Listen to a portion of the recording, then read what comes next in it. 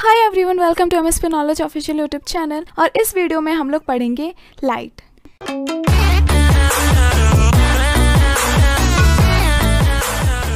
When an object kept within a focus of concave mirror, an enlarged image is formed behind the mirror. This image is तो question में पूछ रहा है कि अगर concave mirror के फोकस पे अगर हम लोगों ने कोई ऑब्जेक्ट रखा, यानी फोकस के थोड़ा साइड ही रखा और उसकी इमेज हम लोगों को लार्ज मिली, तो हम लोगों को बताना है वो इमेज कैसे होगी। तो हम लोगों को पता ही है कि वो इमेज हमेशा इरेक्ट होगी क्योंकि वो सीधी बनेगी, लार्ज होगी और वर्चुअल होगी। तो इसका राइट आंसर होगा इरेक्ट एंड वर्चुअल। तो यहाँ पर डी ऑप्शन मिस प्रिंट है, इसका मतलब डी ऑप्शन ही सही होता, जो कि होता है इरेक्ट एंड वर्चुअल। तो इस क्वेश्चन का राइट आंसर होगा डी, जो कि यहाँ पे नहीं है और जिसमें लिखा होगा erect and virtual. I hope तुम लोगों को ये क्वेश्चन अच्छे से समझ में आ गया होगा कि जब भी हम लोग इमेज को फोकस और पोल के बीच में रखते हैं तब उसकी इमेज इनलार्ज बनती है, इरेक्ट बनती है और वर्चुअल बनती है। और ऐसा सिर्फ और सिर्फ कनकेव मिरर के केस में ही होता है और किसी में नहीं होता। तो ये भी याद रख लेना एकदम अच्छे से। सो अब हम लोग मूव करते हैं नेक्स्ट क्वेश्चन पर। सो नेक्स्ट क्वेश्चन है, consider the following property of virtual image. तो हम लोगों को इन सारी प्रॉपर्टी में से करेक्ट प्रॉपर्टी बतानी है जो कि वर्चुअल इमेज के बारे में हो।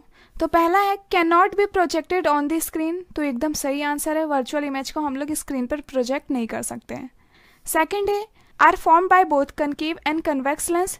तो ये भी सही है, वर्चुअल इमेज कोई भी बना सकता है, चाहे वो कनकेव या फिर कन्वेक्स लेंस हो। सो बोथ कनकेव और कन्वेक्स लेंस भी वर्चुअल इमेज फॉर्म कर सकते हैं। नेक्स्ट पॉइंट है आर ऑलवेज इरेक्ट। तो हाँ, ये बात एकदम सही है, जो वर्चुअल इमेज है वो हमेशा इरेक्ट होते हैं यानी सीधे होते हैं। आर ऑलवेज इन्वर्टेड, तो ये एकदम गलत है, इन्वर्टेड हो ही नहीं सकते। तो इस क्वेश्चन का राइट आंसर है 1, 2, 3 यानी कि ऑप्शन नंबर सी। तो क्वेश्चन नंबर 3 का राइट आंसर है सी। ये सारी चीज़ें तुम लोग याद भी कर लेना, ये वर्चुअल इमेज की प्रॉपर्टीज होती हैं। सो अब हम लोग मूव करते हैं नेक्स्ट क्वेश्चन पर। सो नेक्स्ट क्वेश्चन है a real image is found by light रे आफ्टर रिफ्लेक्शन और रिफ्रैक्शन व्हेन दे। तो हम लोगों को इस क्वेश्चन में पूछा हुआ है कि रियल इमेज कब बनती है। तो मैंने ये बात तुम लोगों को पहले ही बता रखी है कि रियल इमेज हमेशा लाइट रे के मिलने से बनती है, एक्चुअली मीट और इंटरसेक्ट विथ ईच अदर। तो ये ऑप्शन एकदम सही है, जो रियल इमेज है हमेशा जब लाइट रे एक्चुअली मीट करते हैं तभी बनती है। सेकेंड है एक्चुअली कन्वर्ज एट पॉइंट। तो कन्वर्जन यानी कि मिलना होता है, तो ऑफकोर्स कन्वर्जन होता है ये तभी तो लाइट मिल रही है। कन्वर्जन यानी कि मिलना, एक पॉइंट पे मिलना। उसी तरीके से डाइवर्जन यानी कि दूर जाना। तो ये हो गया डाइवर्जन और ये हो गया कन्वर्जन। तो ये ऑप्शन भी सही है कि लाइट रे कन्वर्ज होती है एक पॉइंट पे और उसी पॉइंट पे इमेज बनता है। थर्ड है appear to meet when they are produce in a backward direction. तो ये ऑप्शन गलत है, अपीयर नहीं, वो एक्चुअली में मिलती हैं। ऑप्शन नंबर 4 है appears to diverge from a point. तो डाइवर्ज नहीं होती, डाइवर्ज का मतलब हो गया ऐसे जाना। ऐसा वर्चुअल इमेज के केस में होता है, रियल इमेज के केस में ऐसा होता है, वो कन्वर्ज होती हैं। तो इस क्वेश्चन का राइट आंसर है सी, 1 एंड 2। आई होप तुम लोगों को ये क्वेश्चन अच्छे से समझ में आ गया होगा। रियल इमेज और वर्चुअल इमेज बहुत ज़्यादा इंपॉर्टेंट है, तो इसलिए इन सबको अच्छे से समझ लो। अब हम लोग मूव करते हैं नेक्स्ट क्वेश्चन पर। सो ये रहा हम लोगों का नेक्स्ट क्वेश्चन। तो शॉर्ट में बताऊँ तो इनमें में से हम लोगों को एंगल ऑफ इंसिडेंट बताना है, एंगल ऑफ इमर्जेंस बताना है, एंगल ऑफ रिफ्रैक्शन बताना है और लैटरल डिस्प्लेसमेंट बताना है। तो ये तो बहुत इजी क्वेश्चन है। तो जैसा कि मैंने तुम लोगों को पहले ही बताया था कि नॉर्मल और एंगल ऑफ इंसिडेंट के बीच में जो एंगल बनता है उसको हम लोग बोलते हैं एंगल ऑफ इंसिडेंट। तो यहाँ पे ये 2 हो गया एंगल ऑफ इंसिडेंट। और रिफ्रैक्टेड रे और नॉर्मल के बीच में जो एंगल बनता है उसको हम लोग बोलते हैं एंगल ऑफ रिफ्रैक्शन। तो 4 हो गया एंगल ऑफ रिफ्रैक्शन। जो बाहर निकलती है उसको हम लोग इमर्जेंस रे बोलते हैं और नॉर्मल और इमर्जेंस रे के बीच में जो एंगल बनता है उसको हम लोग बोलते हैं एंगल ऑफ इमर्जेंस। कॉमन सी बात है वैसे। तो 1 हो गया एंगल ऑफ इमर्जेंस। मैंने तुम लोगों को लैटरल शिफ्ट यानी लैटरल डिस्प्लेसमेंट के बारे में भी बताया था कि अगर ये ग्लास स्लैब नहीं होता तो ये लाइट एकदम सीधे जाती, पर ग्लास स्लैब के होने की वजह से अब ये रे ऐसे जा रही है। तो इतना जो शिफ्ट हुआ इसी को हम लोग लैटरल डिस्प्लेसमेंट बोलते हैं या फिर लैटरल शिफ्ट बोलते हैं, जो भी बोलो। तो 3 हो गया तुम लोगों का लैटरल डिस्प्लेसमेंट। तो सबसे पहले हम लोगों को एंगल ऑफ इंसिडेंट बताना था, फिर इमर्जेंस, फिर रिफ्रैक्शन। तो 2, 1, 4, 3। सो इस क्वेश्चन का राइट आंसर हो गया 2, 1, 4, 3 बी। सो ये क्वेश्चन तो काफ़ी ईजी था, आई होप तुम लोगों को भी ईजी लगा हो। तो ग्लास स्लैब से तुम लोगों को ऐसे ही क्वेश्चन एग्जाम में देखने को मिलेंगे, बहुत ही ईजी आएंगे, इसलिए टेंशन मत लेना। अब हम लोग मूव करते हैं नेक्स्ट क्वेश्चन पे। सो ये रहा तुम लोगों का क्वेश्चन नंबर 6, जो कि काफ़ी लंबा है पर पढ़ना तो पड़ेगा ही। So a student obtain a sharp image of candle flame place at a distant end of a laboratory table on a screen using concave mirror to determine its focal length. तो एक स्टूडेंट है, उसने एक table पे रखी candle और दूसरे side रखा कनकेव मिरर। तो जब उसने एक जगह पे एक स्क्रीन रखा यानी पेज रखा तो उस जगह पे इस कैंडल की साफ इमेज आ रही थी। इसका मतलब ये जो जगह है वो इस मिरर का फोकस पॉइंट है, क्योंकि जो उसने कैंडल रखा वो डिस्टेंट एंड पे रखा यानी कि दूर रखा, यानी कि इन्फिनिटी पे रखा। तो कैंडल की शार्प इमेज हमेशा फोकस पे बनेगी। पर उसके टीचर इतने से खुश नहीं हुई। वो बोले कि तुम ऐसा करो, कैंडल को छोड़ो, पीछे की बिल्डिंग का शार्प इमेज पता करो, जिससे कि तुमको एग्जैक्ट फोकस तुमको पता चल जाएगा इस मिरर का। तो in order to focus the distant building on the same screen the student should slightly move the mirror away from screen, screen away from mirror, screen toward the mirror या screen toward the building. तो इसका right answer है C, screen toward the mirror, क्योंकि जितना object दूर जाता जाएगा यानी इन्फिनिटी पे जाता जाएगा उतना ही इमेज शार्प फोकस पे बनेगा। तो अगर बच्चे ने फोकस सही कैलकुलेट किया होगा तो इमेज डायरेक्ट यहाँ पे बनेगा या फिर वो मिरर के थोड़ा इस साइड बनेगा। तो ऑप्शन के हिसाब से ऑप्शन नंबर से एकदम करेक्ट है, स्क्रीन टुवर्ड द मिरर।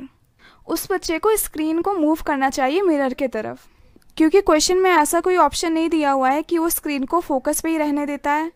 अगर ऐसा कोई ऑप्शन रहता है कि वो स्क्रीन को मूव ही नहीं करता, फोकस पे ही रहने देता, तो वो ऑप्शन करेक्ट होता। अभी ऑप्शन नंबर सी एकदम करेक्ट है। अगर कोई भी ऑब्जेक्ट इन्फिनिटी पे रहता है तो उसका इमेज हमेशा फोकस पे बनता है कनकेव मिरर के केस में, और यहाँ पे कनकेव मिरर ही दिया हुआ है और तुम लोगों को क्वेश्चन में ज़्यादातर कनकेव मिरर ही आएगा। सो इस क्वेश्चन का राइट आंसर हो गया सी। अब हम लोग मूव करते हैं नेक्स्ट क्वेश्चन पे। सो नेक्स्ट क्वेश्चन है, select from the following best experimental setup for tracing the path of ray of light passing through rectangular glass slab. So इस क्वेश्चन में हम लोगों को राइट सेटअप सेट करना है। तो इसका राइट आंसर डी है, यानी ये वाला। अब ऐसा क्यों है, किस लिए है? तो इसकी कुछ खास थ्योरी नहीं है, बस इतना ही है क्योंकि ये मिडल में लग रहा है और इसकी पिन यहाँ रखी हुई है, इस वजह से। आई डोंट नो ये क्वेश्चन क्यों बनाया गया, इसके पीछे कोई कॉन्सेप्ट नहीं है। सो इस क्वेश्चन का राइट आंसर हो गया डी, यानी एस। अब हम लोग मूव करते हैं नेक्स्ट क्वेश्चन पे। सो क्वेश्चन नंबर 8 है, to determine the approximate value of focal length of a given concave mirror, you focus the image of distant object found by the mirror on the screen.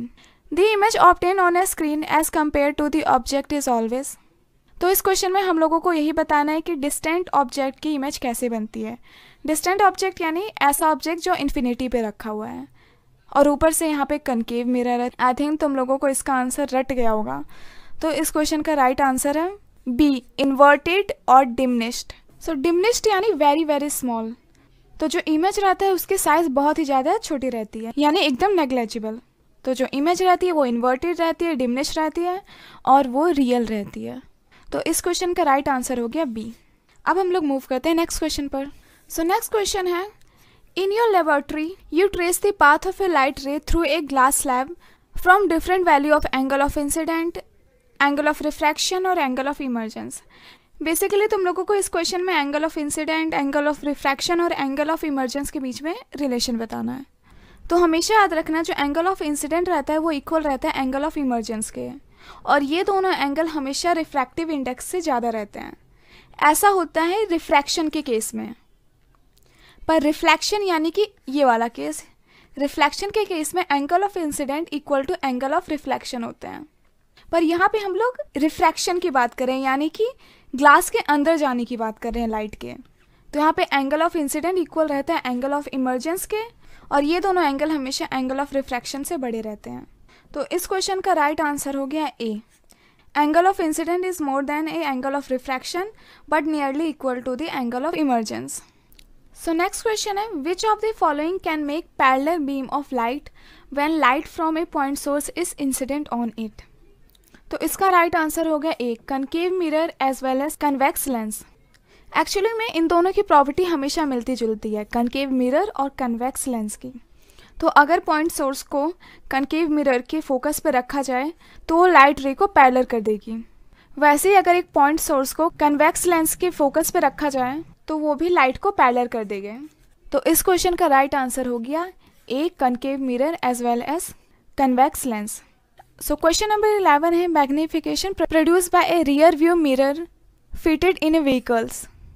तो हम लोगों को बताना है rear view mirror का magnification क्या होता है। तो सबसे पहले जान लेते हैं रियर व्यू मिरर होता क्या है। तो कार या बाइक में जो मिरर लगे रहते हैं जिसकी वजह से हम लोग पीछे के लोगों को देख पाते हैं, उन्हीं को हम लोग बोलते हैं रियर व्यू मिरर। उसमें हमेशा कन्वेक्स मिरर लगे रहते हैं, क्योंकि कन्वेक्स मिरर ही जितनी भी इमेज होती है उनको छोटा करके दिखाता है, जिसकी वजह से ज़्यादा एरिया कवर हो पाता है मिरर के अंदर।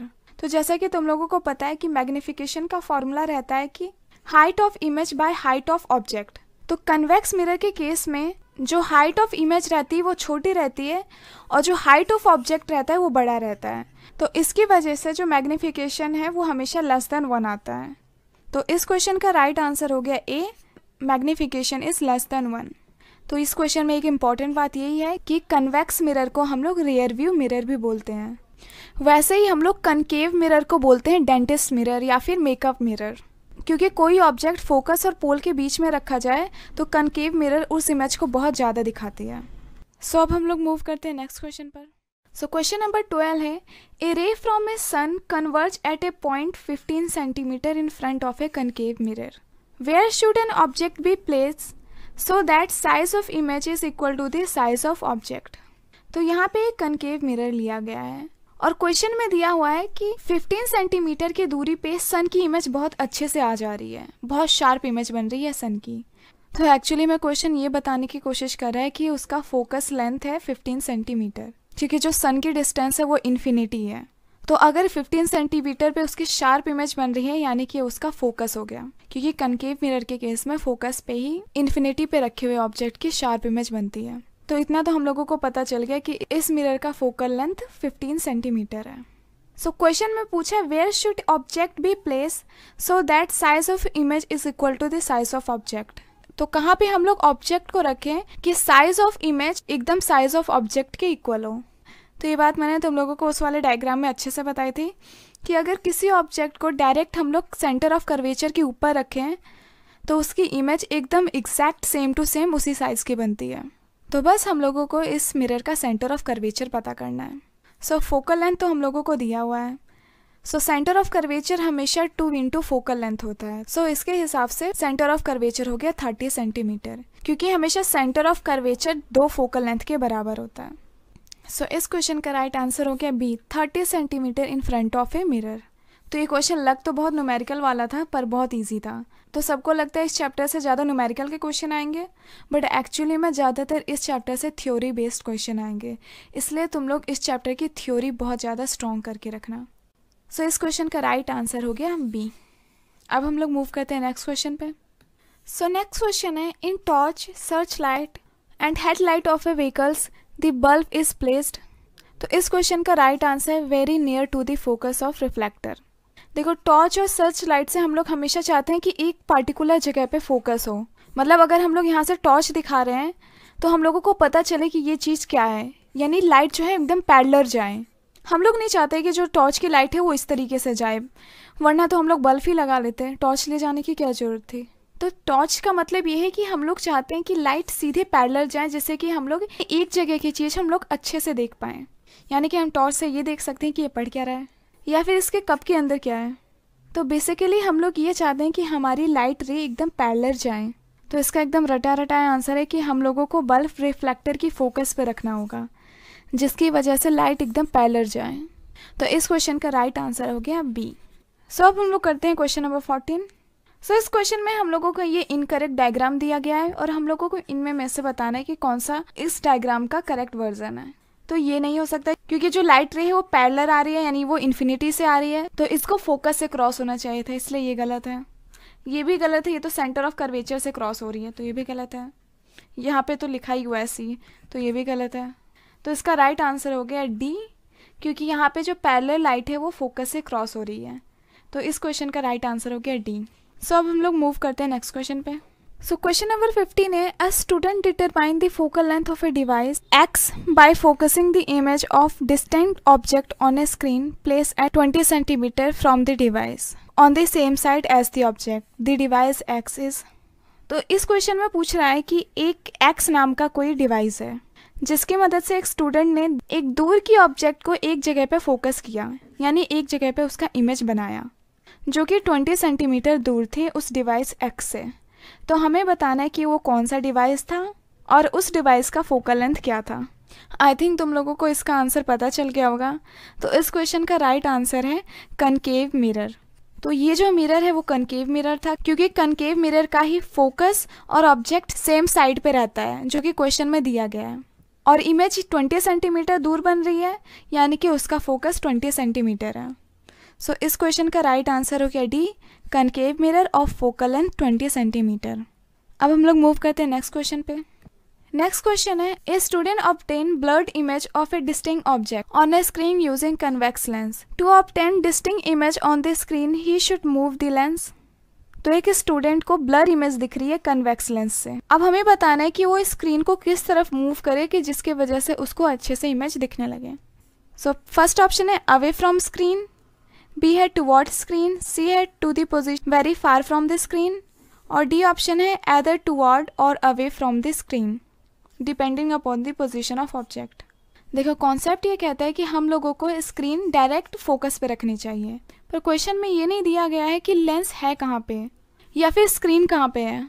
तो इसका राइट आंसर डी होगा, एदर टुवर्ड और away from the screen depending upon the position of object. So ये काफ़ी वियर्ड सा क्वेश्चन था, पर इस क्वेश्चन का सही आंसर डी है। अब हम लोग मूव करते हैं नेक्स्ट क्वेश्चन पे। तो क्वेश्चन नंबर 17 सेम क्वेश्चन है जो हम लोगों ने पहले कर रखा है। आई थिंक तुम लोगों को इसका आंसर भी पता होगा। तो इसका आंसर बी होता है। हमेशा एंगल ऑफ इंसिडेंट इक्वल रहता है एंगल ऑफ इमर्जेंस के, और ये दोनों एंगल हमेशा बड़े रहते हैं एंगल ऑफ रिफ्रैक्शन के। तो इस क्वेश्चन का राइट आंसर हो गया बी। अब हम लोग मूव करते हैं नेक्स्ट क्वेश्चन पे। सो क्वेश्चन नंबर 18 है, a optical device has been given a student and he determines its focal length by focusing image of a sun on a screen 24 centimeter from the device on the same side as the sun. Select the correct statement about the device. तो question पढ़ के तुम लोगों को समझ में आ गया होगा। तो क्वेश्चन में दिया हुआ है कि एक बच्चे ने एक डिवाइस की हेल्प से सन की इमेज एक जगह पे बनाई, यानी 24 सेंटीमीटर दूर बनाई, और सन और इमेज दोनों सेम साइड में है। तो हमें बताना है कि वो डिवाइस क्या है और उसका फोकल लेंथ क्या है। तो आई होप तुम लोगों को इसका आंसर पता चल गया होगा, अब तो पता चल गया होगा। तो इसका राइट आंसर है सी, कनकेव मिरर, और जिसका फोकल लेंथ 24 सेंटीमीटर है। क्योंकि जो सन है वो इन्फिनिटी दूरी पे है, तो उसकी इमेज डायरेक्ट फोकस पे ही बनेगी। तो इसीलिए ये डिवाइस हो गया कनकेव मिरर, और उस मिरर का फोकल लेंथ हो गया 24 centimetre. So the correct answer is C. अब हम लोग मूव करते हैं नेक्स्ट क्वेश्चन पे। सो अब हम लोग सॉल्व करते हैं क्वेश्चन नंबर 19। सो इस क्वेश्चन में हमें बताना है कि डिवाइस एक्स और वाई क्या चीज़ है। तो इस इमेज को देख के साफ पता चल रहा है कि जो डिवाइस एक्स है वो एक लेंस है, क्योंकि यहाँ पे रिफ्रैक्शन हो रहा है, और जो डिवाइस वाई है वो एक मिरर है, क्योंकि यहाँ पे रिफ्लेक्शन हो रहा है। सो एक्स जो है वो लेंस है, तो ये ऑप्शन गलत हो गया, क्योंकि यहाँ पे एक्स कनकेव मिरर दे रखा है। यहाँ पे लेंस है, यहाँ पे लेंस है, यहाँ पे लेंस है, तो ये सब तो सही है। अब देखो यहाँ पे सारी लाइट रे एक पॉइंट पे मिल रही हैं, मतलब सारी लाइट रे कन्वर्ज हो रही हैं, तो इसका मतलब ये है कन्वर्जिंग लेंस, और कन्वर्जिंग लेंस को ही हम लोग कन्वेक्स लेंस बोलते हैं। तो इसका मतलब ये है कन्वेक्स लेंस। तो इस तरह पे सारी लाइट रे कन्वर्ज हो रही है एक पॉइंट पे, तो इसलिए ये भी एक कन्वर्जिंग मिरर है, और कन्वर्जिंग मिरर को हम लोग कनकेव मिरर बोलते हैं। दोनों अपोजिट होता है, तो इसलिए कंफ्यूज मत होना, इसको अच्छे से दिमाग में बिठा लेना। कन्वर्जिंग लेंस को हम लोग कन्वेक्स लेंस बोलते हैं, और कन्वर्जिंग मिरर को हम लोग कनकेव मिरर बोलते हैं। तो इसका राइट आंसर हो गया B. X is convex lens जिसका फोकस लेंथ 20 सेंटीमीटर है, और वाई इज कनकेव मिरर जिसका फोकस लेंथ 25 सेंटीमीटर है। सो इस क्वेश्चन का राइट आंसर हो गया बी। आई थिंक बी और डी सेम ही लग रहे हैं। सो इस क्वेश्चन का राइट आंसर डी भी है, क्योंकि बोथ ऑप्शन सेम है। सो क्वेश्चन नंबर 19 का आंसर हो गया बी एंड डी।